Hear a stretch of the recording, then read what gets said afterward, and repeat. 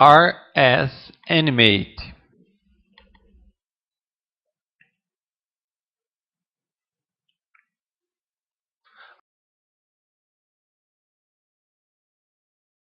A crise do capitalismo. Seria a hora de olhar além do capitalismo para uma nova ordem social que nos permitiria viver dentro de um sistema que poderia ser responsável, justo e humano? Tá bem, passamos por esta crise e existem todos os tipos de formatos explicativos e é interessante observar os diferentes gêneros. Um deles é que é tudo sobre a fragilidade humana. Quer dizer, Alan Greenspan se refugiou no fato que é a natureza humana. Ele disse, não se pode fazer nada a respeito, mas existe um mundo inteiro de explicações que dizem que o instinto predador é o instinto para dominar, os delírios dos investidores, e a ganância e tudo mais. Então existe todo um leque de discussão sobre isso. E claro, quanto mais aprendemos sobre a rotina de Wall Street, passamos a entender que existe um pouco de verdade em tudo aquilo. O segundo gênero é o de que existem falhas institucionais, que os reguladores estavam dormindo no ponto. O sistema bancário obscuro inovou fora de sua jurisdição, etc, etc, etc. E então as instituições tiveram que ser reconfiguradas. E teve que ser um esforço global pelo G20 ou alguma coisa assim. Então olhamos para o nível das instituições e pensamos que ele falhou e que precisa ser reconfigurado. O terceiro gênero é, por assim dizer, todos estavam obcecados por uma falsa teoria. Eles leram muito Hayek e acreditavam na eficiência dos mercados. E está na hora de voltarmos a alguma coisa parecida com Keynes, ou levamos muito a sério a teoria de Hyman Minsky a respeito da inerente instabilidade das atividades financeiras. O próximo gênero diz que tudo isso tem a ver com origens culturais. Nós não ouvimos muito disso nos Estados Unidos, mas se você estiver na Alemanha ou na França, muitos dirão que isso é uma doença anglo-saxã. E isso não tem nada a ver com a gente. E eu estava no Brasil quando isso estava acontecendo, e Lula estava dizendo, bem, ele primeiro dizia, graças a Deus que os Estados Unidos estão sendo disciplinados pelo equivalente ao FMI. Nós passamos por isso 8 vezes nos últimos 25 anos, e agora é a vez dele. Fantástico, disse Lula. E todos os outros latino-americanos até que chegou neles, e chegou.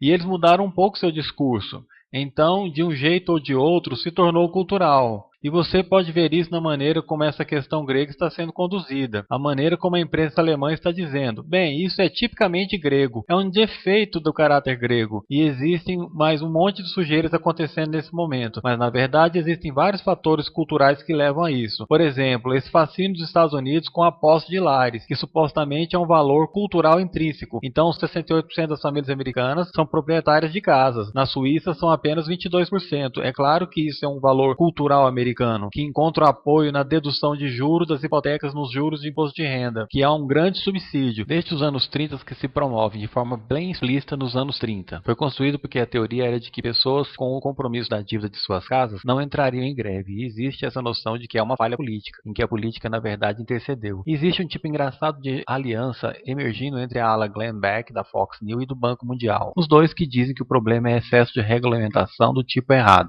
Então existem todos esses modos e todos eles têm uma certa dose de verdade. E os escritores habilidosos vão escolher uma ou outra dessas perspectivas e escrever uma história que na verdade será uma história bem plausível sobre isso. E eu pensei comigo mesmo, bom, que tipo de história plausível posso escrever? Qual delas é nenhuma das anteriores? Que é uma das coisas que eu sempre pensei e não é difícil de fazer, particularmente quando você vem de uma perspectiva marxista. Você sabe, não existem muitas pessoas que tentam fazer essa análise de uma maneira marxista. E eu fui, na verdade, guiado para isso por essa coisa que aconteceu na Escola de Economia de Londres há mais ou menos 1 ano e meio atrás, quando Sua Majestade a Rainha perguntou aos economistas, como vocês não viram que isso ia acontecer? Ela não falou exatamente dessa forma, mas você entendeu, é um sentimento. E eles ficaram bem irritados, e ela na verdade chamou o chefe do Banco da Inglaterra e disse, como foi que você não viu que isso ia acontecer? E então a Academia Britânica promoveu isso, juntou todos esses economistas e eles vieram com essa carta fabulosa para Sua Majestade. E foi na verdade surpreendente, a carta dizia, bem, você sabe, muitas pessoas dedicadas, inteligentes e espertas passaram sua vida trabalhando em aspectos dessa coisa muito seriamente.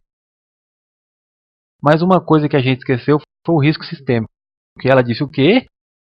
E eles continuaram a falar da política de negação e todo o resto. Então eu pensei, bem, você sabe, risco sistêmico. Posso traduzir isso em um termo marxista.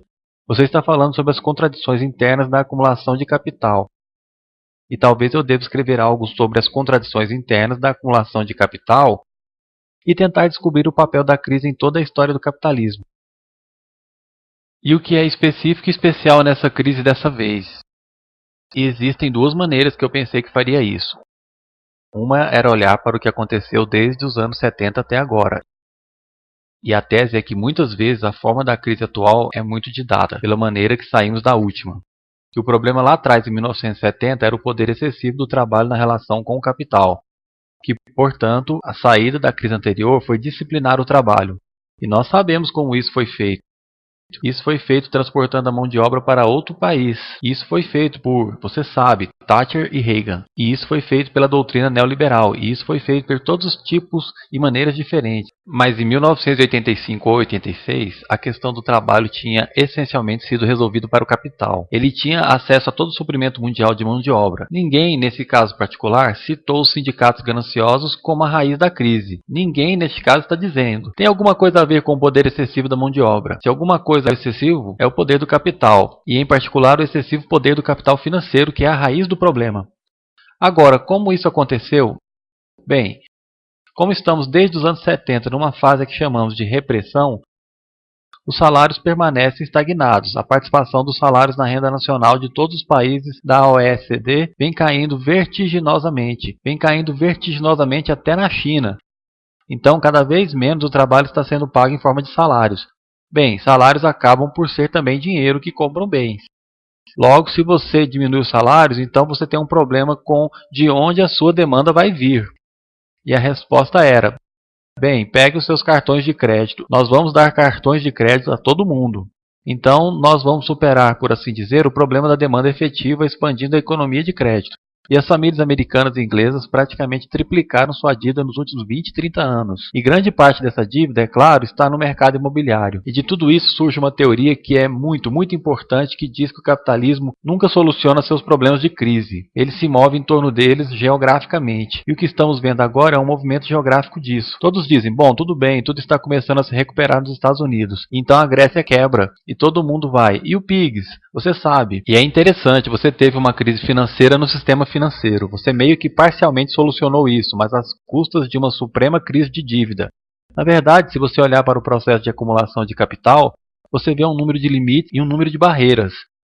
E tem uma linguagem maravilhosa que Marx usa no Grundrisse, no qual ele fala sobre como o capital não pode sustentar um limite. Ele tem que transformar isso em uma barreira que ele então rodeia ou transcende. Daí, quando você observa o processo de acumulação, você percebe onde as barreiras e limites poderiam estar. E um modo simples de olhar para isso é dizer: veja, o processo de circulação típico da acumulação é assim.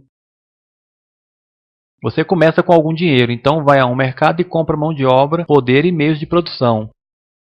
Então você os coloca para trabalhar com uma determinada tecnologia e estrutura organizacional e você cria uma mercadoria, que então você vende pelo valor original mais um lucro. Agora você pega parte do lucro e reinveste numa expansão por motivos muito interessantes.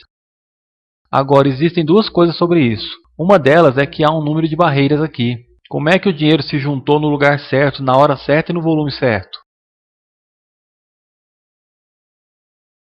Isso leva à engenhosidade financeira. Assim, toda a história do capitalismo tem sido a respeito de inovação financeira. E inovação financeira tem o efeito também de aumentar o poder dos financiadores. E o poder excessivo dos financiadores, às vezes, eles ficam gananciosos, sem dúvidas. E se você observar os lucros financeiros nos Estados Unidos, eles estão em alta depois de 1990. Eles estão subindo assim. Lucros na indústria estão caindo assim. E você vê o desequilíbrio nesse país. Eu acho que a maneira como esse país ficou do lado da cidade de Londres contra a indústria inglesa desde os anos 50 para frente, teve sérias implicações para a economia desse país. Você, na verdade, ferrou a indústria para manter os financiadores felizes. Qualquer pessoa sensata hoje se juntaria a uma organização anticapitalismo. E você tem mesmo que se juntar. Porque, caso contrário, nós teremos uma continuação. E perceba que é uma continuação de todos os tipos de aspectos negativos. Por exemplo, a acumulação da riqueza. Você poderia ter pensado que a crise pararia isso. Na verdade, no ano passado, surgiram mais bilionários na Índia do que nunca. Eles dobraram no ano passado. A fortuna dos ricos desse país aumentou. Só no ano passado, o que aconteceu foi que os principais proprietários de fundos de hedge tiveram remunerações pessoais de 3 bilhões cada, em um ano. E eu achei isso insano e obsceno há alguns anos atrás, quando eles ganharam 250 milhões. Mas agora eles estão faturando na faixa de 3 bilhões. Esse não é o mundo que eu quero viver. E se você quiser viver nesse mundo, fique à vontade. Eu não nos vejo debatendo e discutindo isso. Eu não tenho as soluções. Eu acho que eu sei qual é a natureza do problema. E a menos que estejamos preparados para ter uma discussão bem ampla, isso foge de você, se você sabe. Aquele tipo comum de discurso que temos em uma campanha política. E você sabe, tudo vai ficar bem ano que vem se você votar em mim. Bem, isso é besteira. Você deveria saber que isso é besteira e dizer que é. E para mim, nós temos um dever. Aqueles de nós que são acadêmicos e seriamente envolvidos com o mundo para realmente mudar nosso modo de pensar.